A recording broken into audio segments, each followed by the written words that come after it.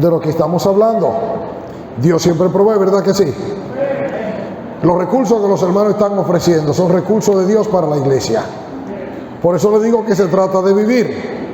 Si ustedes como iglesia local están conectados con Dios y oran, Dios le va a indicar cuándo y cómo usar esos recursos. Y le toca a usted hacerlo. Si no lo aprovechan, luego no le digan a Dios, es que nosotros no sabíamos cómo. No le he dicho que Dios sustituye, no le he dicho que Él sustituye. ¿Por qué usted cree que tenemos esos recursos para eclesiásticos? Porque la iglesia, quien tiene el gran privilegio, lamentablemente, estamos ahora hablando de cultura, de lo que no hablaremos en detalle, pues la cultura que hemos formado de vivir la vida cristiana como nosotros la entendemos, nos deja con tanta carencia que Dios tiene que levantar otros individuos para hacer su voluntad y cumplir su propósito. ¿Se entiende eso? Pues de eso que estamos hablando. Lo que tenemos aquí, estos hermanos y este ministerio, existen a causa de que como iglesia, nosotros, estoy generalizando, y cuando digo como iglesia, me estoy refiriendo a la totalidad.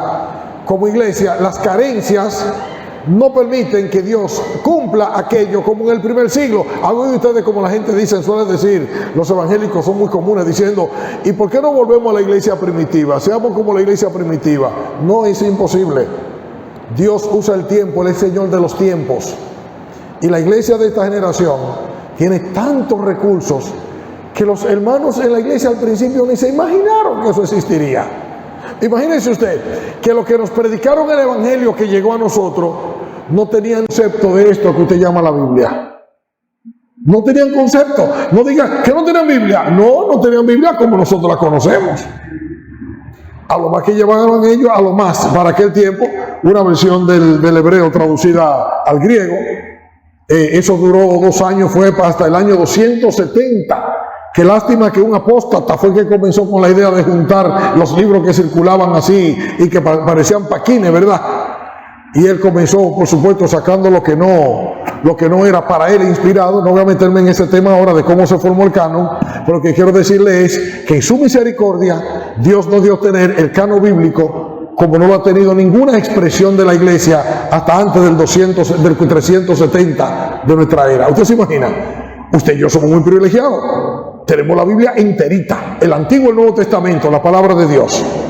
Y la tenemos para aprovecharla. Y así, tal como Dios nos dio ese recurso particular, que es el texto bíblico, nos ha dado cuánto. El desarrollo humano no ha venido a causa de los seres humanos. El desarrollo humano ha venido a causa del propósito de Dios. Porque Dios es el que tiene el propósito. Y el propósito de Dios aquí para con nosotros es usted y yo, es la iglesia. No son ellos, somos nosotros. Usted se va a sorprender si yo le digo una cosa de la que no estoy predicando todavía. Voy a predicar ahora. Pero digo una que es sorpresiva para algunos de ustedes. En el mundo no suceden cosas por los hombres en particular, es decir, los inconversos. Todo lo que sucede aquí sucede por nosotros, la iglesia. Y si usted no lo entiende, pídale a Dios que le dé gracia y sabiduría para que lo entienda. Y de eso vamos a hablar ahora, a continuación. Sobreponiéndonos a los obstáculos en la evangelización.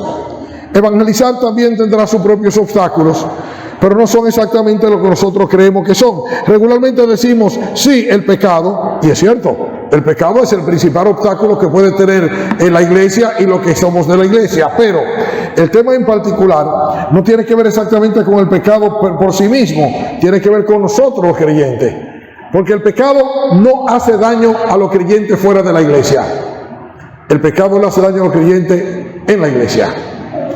Y la iglesia necesita velar y estar atenta sobre eso. Por eso ustedes han notado que los énfasis que hemos hecho y lo que nosotros sugerimos es que comencemos por asegurarnos a nosotros mismos de hacer la voluntad de Dios. Pecado es todo aquello que no entra en el propósito de Dios.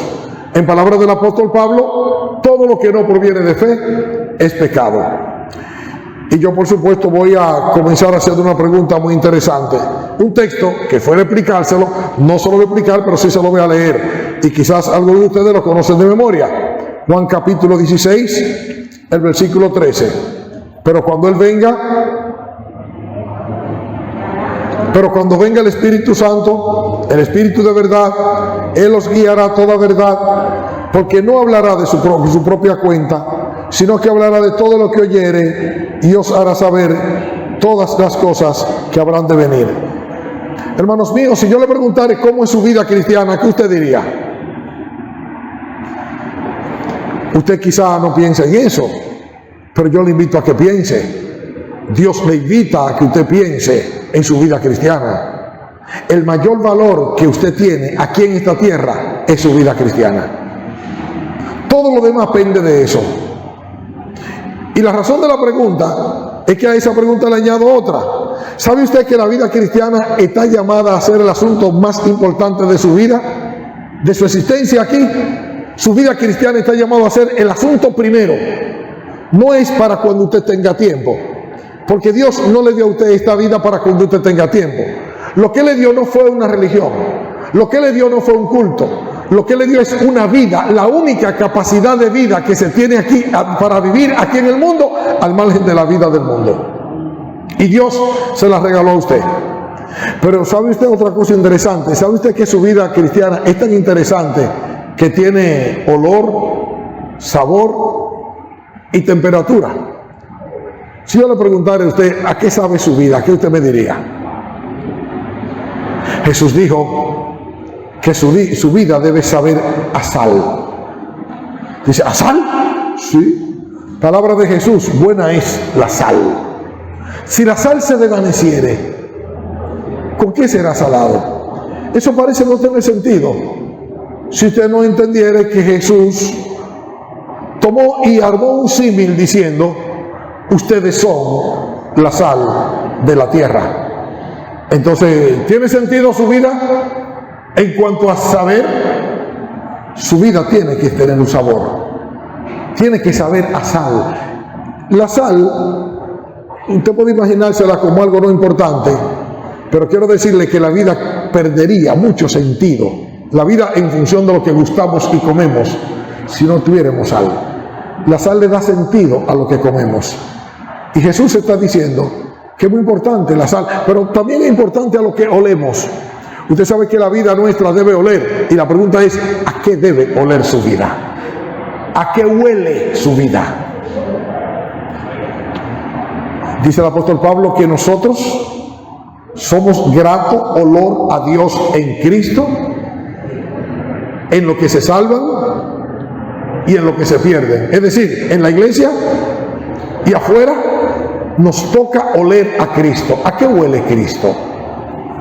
En amor, así como Cristo nos amó y se entregó a nosotros, y se entregó a sí mismo por nosotros en ofrenda y sacrificio.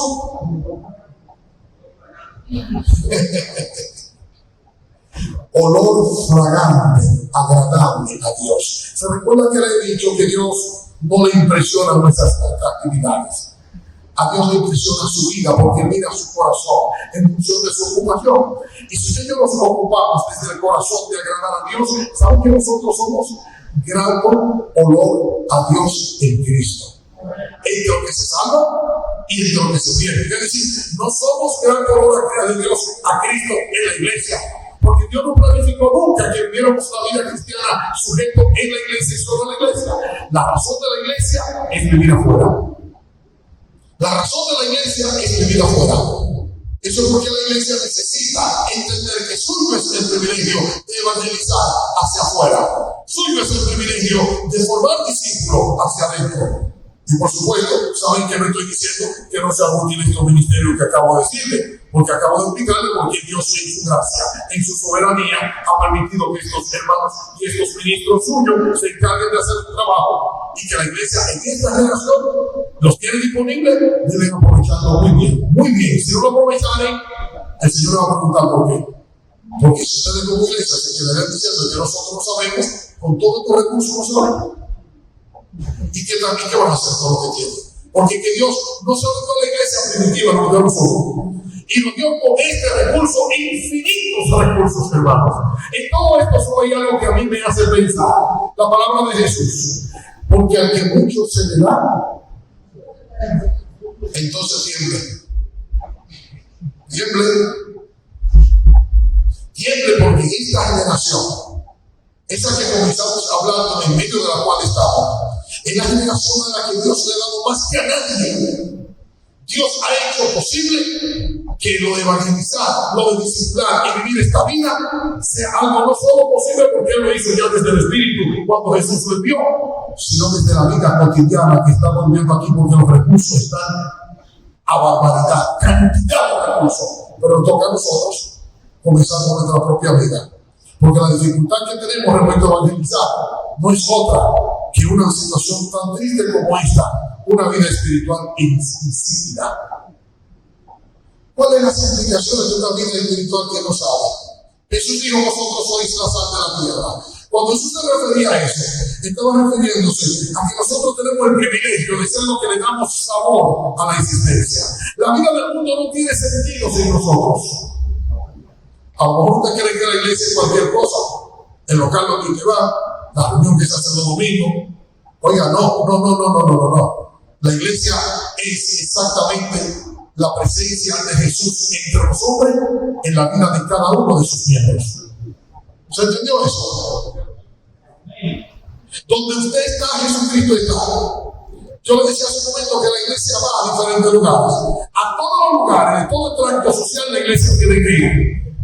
Y si la iglesia no va, entonces no sale, pero que Dios espera es que vaya, porque oiga la figura de Jesús. Cuando Jesús habló de eso, habló de que resulta ser una anormalidad que la sal no sale. Y si la sal se desvaneciere, ¿usted sabe qué características tiene la sal respecto a lo que sala? Que no sale a distancia. El control remoto no sirve para salar, sirve para hacer muchas cosas. Pero si quiere darle sabor a algo, tiene que coger la sal y meterla en ese algo. ¿Recuerdan lo que le decía ahorita acerca de ir? Hay que ir, porque no es asunto de que a distancia, sí, podemos y debemos usar todos los recursos que nos faciliten ir. ¿Se entiende eso? Pero Dios espera que ya sea por los recursos recurso aquel, el recurso de los medios que son fantásticos, ya sea por la internet, ya sea por el famoso teléfono celular, que lo tenemos para decir cuántas tonterías y no lo usamos para lo que debemos usarlo. Porque óigame, un versículo, un solo texto que usted regale a alguien que lo necesita, una petición de oración, una oración simple. ¿Cómo amaneciste, fulano? Bien. Oye, yo quiero orar por ti. ¿Cuál es tu necesidad hoy? ¿Cómo usted cree que reaccionaría el amigo suyo a eso?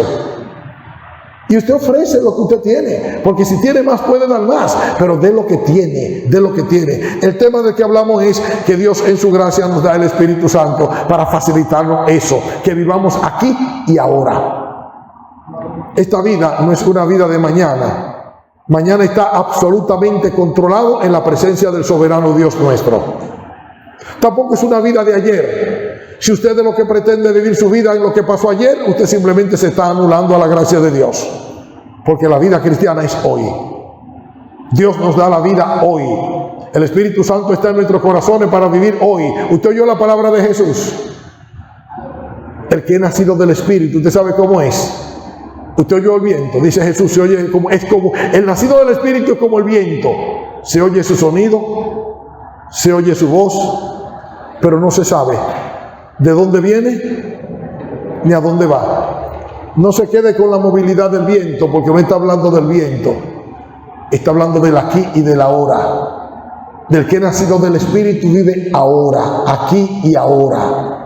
No vive ni en el pasado ni vive en el futuro, porque el Espíritu Santo vive ahora. Todo lo que Dios hace se hace hoy, porque en tiempo aceptable te he oído, en día de salvación te he socorrido. He aquí ahora el tiempo aceptable, he aquí hoy el día de salvación. ¿Sabe por qué tu vida cristiana puede ser insípida? Porque tú la vives o ayer o mañana.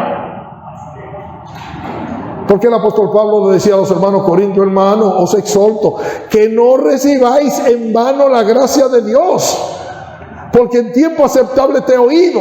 He aquí ahora el tiempo aceptable, he aquí hoy el día de salvación. Hermano mío, es que si tú eres de los que crees que tú fuiste un buen creyente y que muchos tiempos, qué lindos fueron los tiempos. Yo recuerdo cuando yo fui joven, recuerdo cuando fui un adulto, fueron tiempos muy bonitos. Hoy soy un envejeciente para la gloria de Dios y mi vida es hoy. Si tú vives hoy, te encuentras en el programa de Dios, porque el programa de Dios nunca se queda ayer o mañana. Dios nos dio el Espíritu Santo para que le dé sentido a nuestra existencia. Si el Espíritu Santo está en ti contrictado, yo sé por qué razón, para ti la vida cristiana es un problema. Si el Espíritu Santo está en ti apagado, ya sé también por qué tú tienes muchos problemas. ¿Por qué? Porque ni tu carne ni la mía puede hacer la obra del Espíritu. Y el Espíritu Santo no puede operar en ti eficazmente a menos que tú andes en obediencia. Si permite el pecado en tu vida será insípida.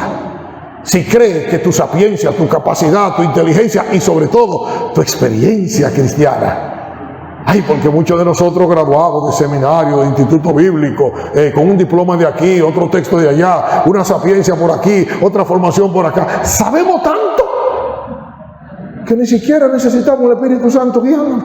Es más, miren, me hablan de eso. Yo sé que algunos de ustedes se sienten incómodos con lo que estoy diciendo, porque no entra en su esquema. No entra en su esquema, porque usted ha vivido la vida cristiana en su pobre y miserable carne. Y siendo un carnal miserable como usted es, entonces se sorprende que usted sea un fracasado. Usted es un fracasado porque no puede tener éxito espiritual en la vida cristiana nadie que haya nacido de nuevo y prefiera andar en su carne. Usted puede hacer lo que le dé su gana.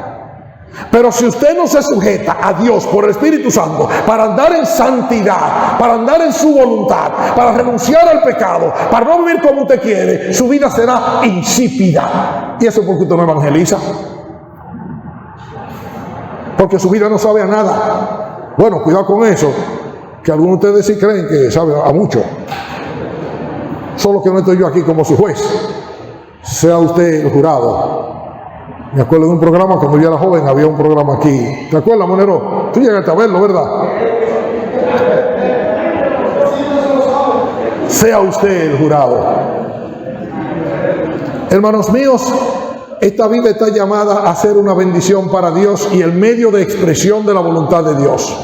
Por eso el apóstol Pablo clarificaba, y quiero volver a aclarar un poquito lo que dije ahorita cuando dije que todo lo que hagáis de palabra o de hecho, hacedlo de corazón como para el Señor y no para los hombres, porque a Cristo el Señor servís y de Él recibiréis la recompensa de la herencia. El que hace injusticia, el que anda como quiere, el que vive como le da su gana, recibirá la consecuencia de su injusticia, porque no hay acepción de personas. Yo decía ahorita que usted es un esclavo. Es que tenemos un problema gravísimo con las versiones en español de la Biblia en español. En español, en diferentes de las otras versiones, en español se cometió el error de traducir una palabra que es esclavo en siervo, y estamos hablando de cosas muy diferentes. La Biblia, cuando usted lee a Pablo siervo de Jesucristo, Pablo nunca dijo eso. Pablo dijo, Pablo esclavo de Jesucristo. Ese es el tema. Y la diferencia es porque algunos de nosotros somos tan tibios. Hoy yo soy un siervo. El siervo sirve cuando quiere. ¿Y el esclavo?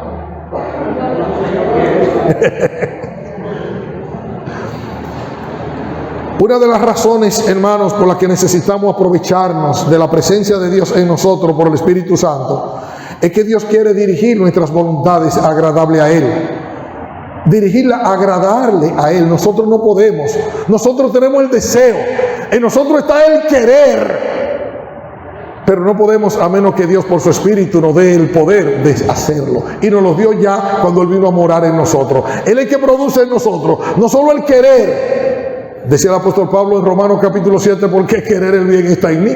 Yo lo deseo, pero no tengo facultad de hacerlo por mí mismo. Pero sí tenemos, hermanos, el poder para hacerlo por el Señor Jesucristo. David fue una persona a quien Dios llamó en particular para que fuera eso como nosotros. Le dijo por boca de Samuel a Saúl: yo me he elegido un prójimo mejor que tú para hacer mi obra, y te quité el reino a ti y puse un prójimo, un hombre que es conforme a mi corazón.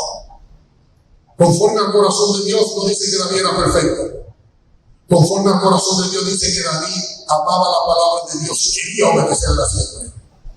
Y sabemos que ese hombre que amaba a Dios hasta pecó, pues sí, porque no hay hombre justo que haga el bien y nunca peque. Pero también sabemos que Dios hizo provisión. y que hace provisión antes, durante y después. Dios no se anticipa, pero nos advierte. La palabra de Dios siempre nos guía desde el punto de vista de lo preventivo, porque Dios no quiere que nosotros suframos. Y nosotros sufrimos toda vez que pecamos. Toda vez que dejamos de usar los recursos de Dios, hacemos nuestra pobre vida miserable. ¿Y sabe usted qué? Él nos mandó una advertencia por David en una de esas etapas en la que David arruinó su vida, porque el pobre su carne lo engañó. Se puso a hacer lo que no debía hacer cuando no debía hacerlo y pecó. Y trató de esconder su pecado. Y comenzó a vivir tratando hasta que el Señor por la tarde dijo: no, David, esto es lo que hay, y tú no vas a hacerlo bien, no lo has hecho bien, y no podrás hacerlo bien porque las consecuencias te van a seguir. Porque aquí está el tema. Dios no puede impedir que tú peques. Si tú decides pecar, Dios te va a dejar que tú peques. Donde te va a encontrar con Él es en las consecuencias. Ahí te va a encontrar con Él. Porque lo que Dios no va a hacer es evitarte que tú cultives lo que tú sembraste. Porque Él te lo dijo claro y te lo dijo muy claro. Todo lo que el hombre sembrara, eso también segará. Y Dios no quiere que suframos. Él le dijo a David: mira, David, así no era, pero David no huyó. Y la limpió. Y luego David escribe el Salmo 32, y en el Salmo 32, el Espíritu Santo, si usted lo ese salmo, léalo con cuidado, con mucho cuidado. Y usted va a ver que el salmista está escribiendo, y el Espíritu Santo se mete en el camino, trae para lo que está diciendo, para decir lo que quiere decir. ¿Y sabe lo que quiere decir? No sea como el burro, no sea como el caballo, que si mete con freno un cabrito no se acercan a ti. Aprende a oír y oye, porque si tú decides ir como tú quieres, Dios decide que tú vayas como Él dice, porque te ama. Y las consecuencias no son fáciles. Obstáculo para la evangelización a lo que debemos sobreponernos no solo es una vida insípida, es decir, una vida limpiada que tú la tienes por mi parte. Yo no sé qué tiempo tú tienes que no le hablas bien de Jesús. Eso es lo normal para ti, pero no es lo normal para Dios. Porque Dios vea que tú hables de Jesús toda vez que tenga oportunidad. Y tendrá oportunidad toda vez que tú oigas a Dios hablarte, porque Dios te va a decir: habla. Y tú te vas a inventar la excusa y Dios te va a decir: habla. Y si tú quieres que Dios te siga hablando, obedécele. Porque Dios sigue hablando y te conduce de gloria en gloria en la misma imagen al que obedece. Pero si tú no obedeces, te vas a quedar igualito, lamentándote de que sí, y por supuesto, casi siempre quejándote de que la iglesia hace, que la iglesia tira. El tema no es la iglesia, el tema es tu vida. Ese es el segundo asunto, hermanos míos. Obstáculo a la vida evangelizadora, a la vida para evangelizar, un falso concepto de sí. Hermanos míos, qué terrible es que nos creamos algo que no somos. Qué terrible. Hay que asumir la responsabilidad de lo que somos respecto a nuestra fe personal, porque ciertamente Dios nos ha bendecido, ha puesto su fe en nosotros. El problema es que no la puso por nosotros, la puso por su iglesia. Tú no tienes fe por ti, porque tú y yo no somos tan importantes para Dios como para que Dios haga cosas para mí por ti. Si tú crees que tú eres la última Coca-Cola fría del desierto, y suelen creérselo aquellos que se creen que son imprescindibles para Dios. Mira, te tengo una noticia. No eres imprescindible para Dios. Solo eres útil. El imprescindible tiene otro nombre. Se llama Jesucristo. Y lo que tú tienes, Dios no te lo ha dado por tu linda cara, por tu sabiduría, por tu elocuencia, tu capacidad, porque tú eres tú mismo. No, olvídate, bájate de esa nube. Lo que tienes te lo dio Dios a causa de su iglesia. Te colocó en la iglesia, y la iglesia es donde tiene sentido tu fe. Y si tú no haces aquello que Dios quiere que tú hagas como individuo y como iglesia, tú simplemente te descalificas para ser útil a Dios, porque Dios no tiene planes con nadie que no tiene planes con su iglesia. Tu vida se debe a su iglesia. Tus dones lo tienes por la iglesia. Tu fe es para que encaje en la iglesia. Tus talentos no te lo dio para ti por tu linda cara, para que te predique tú, porque tú eres muy como yo soy, y no que yo te... No. Dios te quiere un poquitito más bajito. El problema que tenemos es que tenemos un malo modelo en la iglesia, muy malo modelo. En la iglesia, en sentido general, hace muchos siglos se instaló una forma de liderazgo que fue exactamente la que Jesús dijo que así no. Y Jesús vivió el liderazgo que la iglesia debe asumir. La razón de todos esos problemas que tenemos se debe a que nosotros creemos ese liderazgo que es en el mundo y que por supuesto está instalado en la iglesia, que por supuesto es catolicismo romano puro. Problema gravísimo que tenemos los evangélicos es que muchos de nosotros somos simplemente evangélicos profesantes y católicos practicantes. Y estoy hablando hasta de pastores y ministros que son curas evangélicos. Curas, pero puros curas. Comenzando porque no son modelos de su fe, no viven su fe.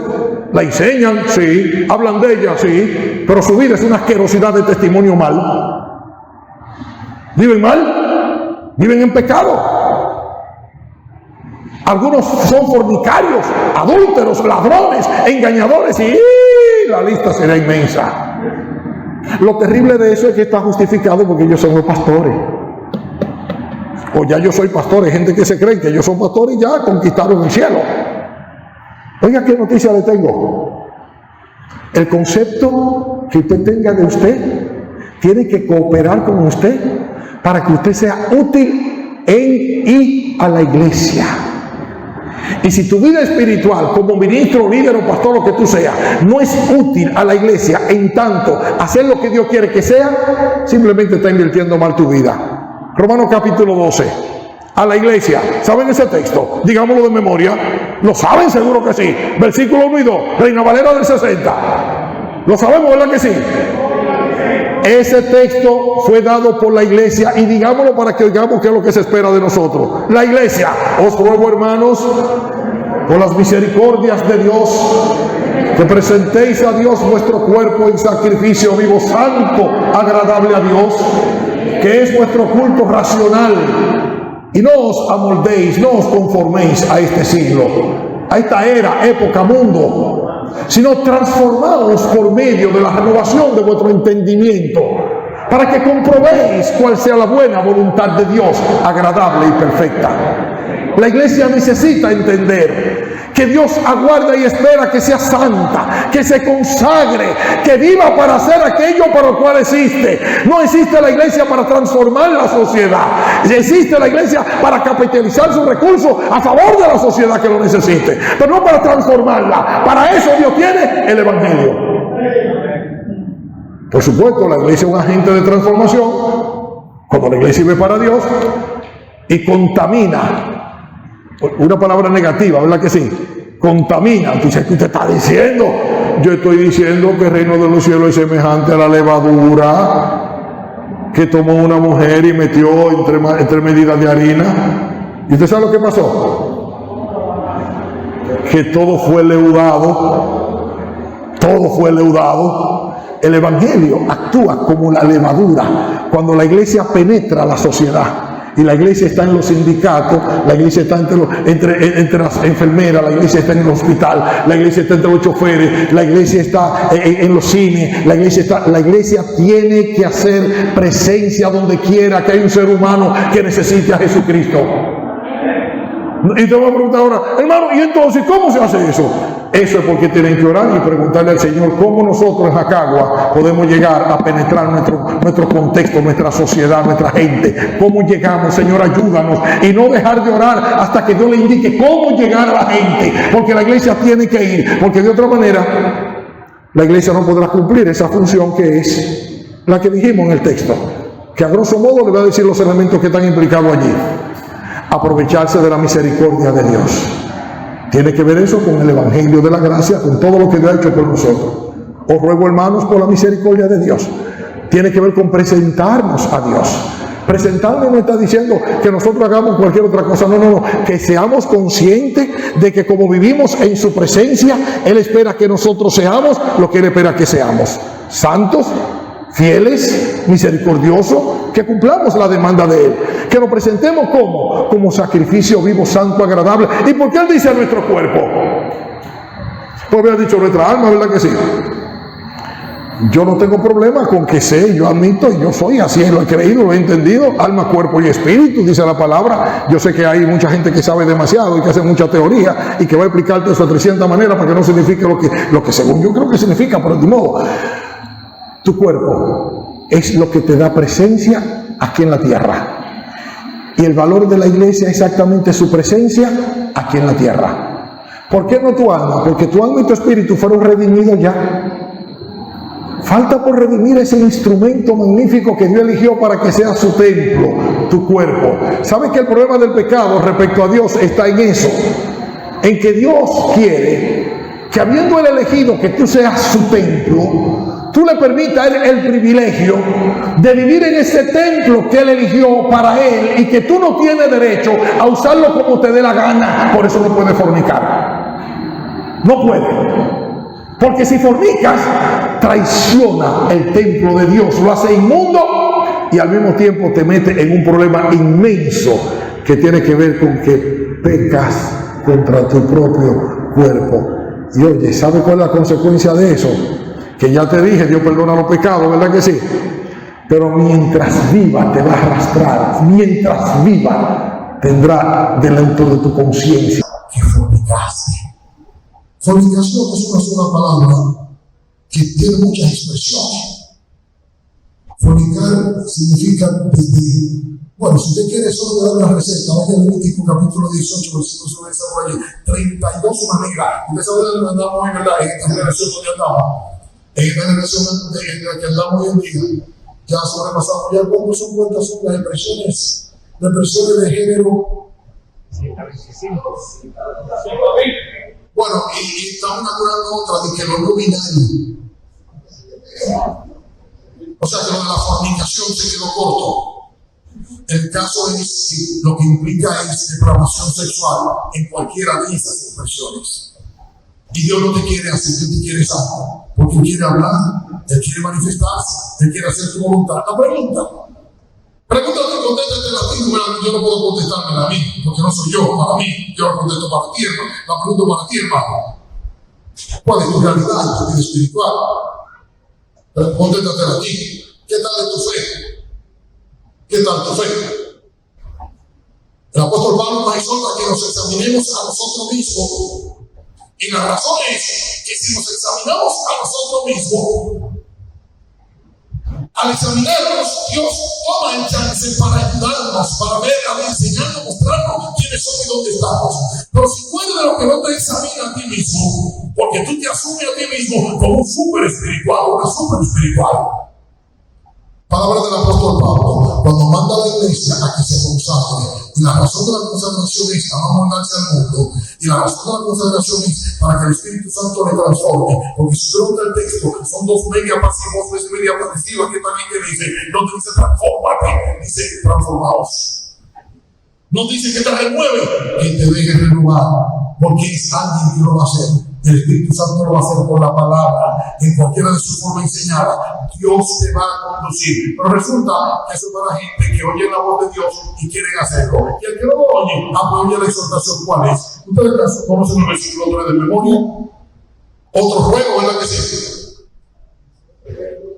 Os exhorto a cada uno que está entre vosotros que ninguno tenga más alto concepto de sí que el que debe tener, sino que cada uno piense de sí con cordura, con medida, conforme a la vida de fe que Dios repartió a cada uno. Hermano, tu vida espiritual adquiere sentido en la misma medida que tú caes de rodillas, te consagra a Dios y te pone al servicio de tu prójimo.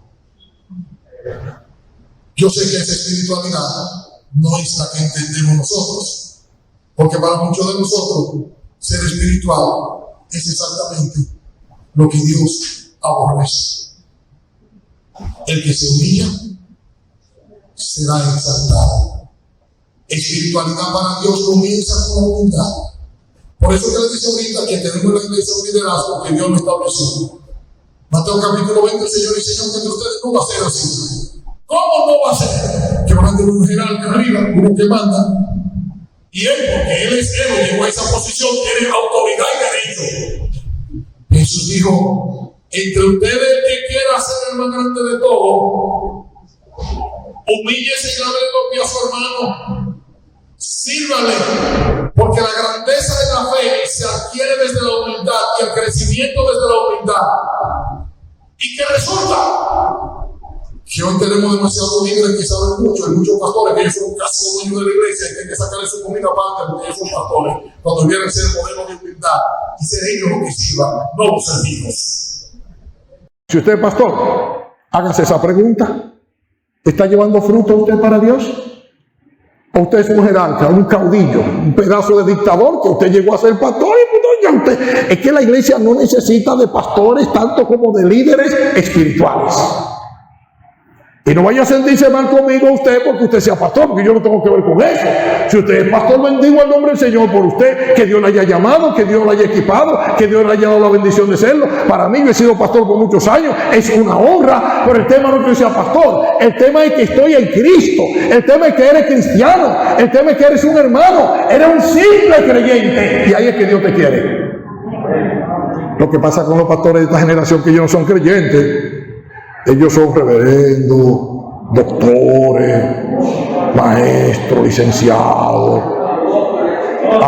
ay no muchachos, apóstoles, querubines, serafines, patriarcas, hay una que toda esa hierba, cosas hierbas como esa. Y yo le invitaría a usted que si usted quiere ser alguien útil a Dios, regrésese por la gracia de Dios a su condición de creyente, porque la diferencia no lo hace la posición que usted tiene hoy, que no es suya, porque nadie le dio esa posición a usted que no sea la iglesia. Esa posición no es suya, es de la iglesia, es la autoridad de la iglesia la que usted representa, que no es suya. En la iglesia usted no es señor, en la iglesia usted es un simple esclavo. En su casa, oh, esos son otros 500, en su casa. Y el apóstol decía que el que no sabe cuidar su propia casa, hoy en día está de moda tener una cantidad de pastores fracasados que fracasaron con su esposa y quieren cuidar una iglesia. Yo me entiendo eso. Ay, espérese, pastor, porque usted no sabe lo que me pasó a mí. O porque yo, mire, a mí no me importan sus excusas. Yo no tengo que ver con eso, no es cosa mía. La cosa mía es que Dios le dio a usted la gracia de servirle y de servirle a Dios en un ministerio de servicio. Que yo estoy segurísimo que si por la gracia de Dios usted se hubiese sido un siervo para su esposa, a lo mejor la perversa y rebelde de su esposa hubiese sido una sierva para usted. Digo yo. Y no estoy diciendo aquí generalizando ni diciendo que su caso, no estoy hablando del caso suyo o del mío. Estoy diciendo que siempre que sirvamos en amor, el Espíritu de Dios traerá soluciones a las dificultades más terribles de la relación de pareja. Yo soy un terapeuta familiar, también por la gracia de Dios. Y yo he visto a Dios hacer cosas tan maravillosas. Oigan, yo tuve un caso de un adulterio. Un adulterio infragante, una cosa terrible que destruyó una familia de 4 hijos, una bomba. Y esos hermanos vinieron buscando ayuda y quisieron usar los recursos de Dios. Y que se arrepintieron, se pidieron perdón, porque se encontraron exactamente que no habían sido eso. Estaban juntos y casados, sí, pero eran 2 desconocidos. Un pugilato por quien manda aquí, hasta que llegó el adulterio. Cuando llegó el adulterio, ¡pum!, reventó la bomba. Hermano, hay solución en Dios para todos los problemas de los creyentes. Siempre que los creyentes quieran la solución de Dios. Porque yo soy un terapeuta familiar y sé lo que le estoy diciendo. La terapia familiar funciona, en muchos casos sí, la terapia también es de Dios, no vaya a decir que yo no es de Dios también. Lo que pasa es que usted es un creyente, y los creyentes tenemos soter de Dios, salvación de Dios. La terapia funciona, es bueno, pero Dios no espera curarte a ti creyente por terapia, no, te va a sanar si hace lo que Dios dice. Dios opta por el arrepentimiento, el perdón, la confesión de pecado, el apartarse, el humillarse. Y no he visto a nadie que se humille ante Dios, a quien Dios no honre. Bueno, le hago muy corta la historia. Vinieron buscando ayuda y usamos los recursos de Dios. Hermano, hoy son una familia excelente en su iglesia, útil al Señor, sirviendo de corazón, porque Dios le trajo del adulterio y la destrucción a la sanidad, al perdón, al liderazgo de servicio. ¿Qué significa eso? Que ese hombre aprendió de Efesios capítulo 5 que el modelo suyo no era ninguno de los grandes psicólogos o terapeutas del mundo, es Jesucristo. Y él aprendió que él le falló a Jesucristo y le falló a su mujer. Y esa mujer aprendió que ella le falló a su marido. Porque a lo uno y lo otro se armó una guerra entre dos. ¿Sabe usted cuál fue el resultado? Arrepentimiento, dolor, sí. Confesión de pecado, sí. ¿Y sabe cuál fue el resultado? Exaltación. ¿Usted quiere evangelizar? Usted necesita tener una vida que Dios pueda usar para la gloria de su nombre. Para eso tiene que tener mucho cuidado con el concepto de su fe. Porque su concepto de fe le puede sacar del Evangelio, le puede sacar del Señor Jesucristo. No estoy hablando de su salvación, estoy hablando de su servicio a Dios. Porque Dios no usa a nadie en función de lo que nadie se cree que es. Dios usa a cada uno solo y únicamente en función de lo que es exactamente, aquí y ahora. Una cosita más, hermano. Eso está muy unido al otro. Si hablamos de un concepto equivocado de fe, que es un obstáculo a evangelizar, un concepto equivocado de sí, y hablamos de una vida espiritual insípida, que no sabe, que no tiene sabor, que no sala, porque está con la gente, pero no con la gente, está ahí con la gente, pero no con la gente. Una mega autonomía espiritual. Soy yo, no, porque yo pienso y yo creo. Y a Dios que le importa lo que tú piensas y crees. Si Dios fuera a hacer su voluntad, por lo que nosotros pobres creyentes que somos pensamos, jamás se haría su obra. Porque todos nosotros pensamos en todo menos en hacer la voluntad de Dios. Hacemos la voluntad de Dios solo de una sola manera, una única manera: rendido a Él. Rendido a Él. De la única forma posible. Un falso concepto de que tiene una mega autonomía es uno que la iglesia para él es un instrumento, para ella es un instrumento, algo que yo puedo ir o no ir. La iglesia está ahí y me esperen a mí. Es todo lo contrario. Usted debiera aprovechar el privilegio de ser iglesia, porque lo importante de su vida es que usted es iglesia. Si usted está en Cristo, usted es iglesia. Porque en Cristo solo hay personas nacidas de nuevo que valoran la iglesia en función de lo que Dios le ha dado. ¿Qué Dios le dio? Pues mire, le dio la vida eterna. Y la vida eterna es un regalo que Dios nos ha dado a causa de su iglesia. La iglesia del Señor es aquella que administra los misterios de Dios. La iglesia del Señor es aquella que en su misericordia y en su gracia administra los recursos de Dios a favor del pueblo de Dios. Y ahí donde entra su fe personal. Su fe personal tiene sentido en conexión con la iglesia, en comunión con la iglesia, haciendo lo que la iglesia quiere. Yo sé que eso significa una cosa triste. ¿Qué cosa?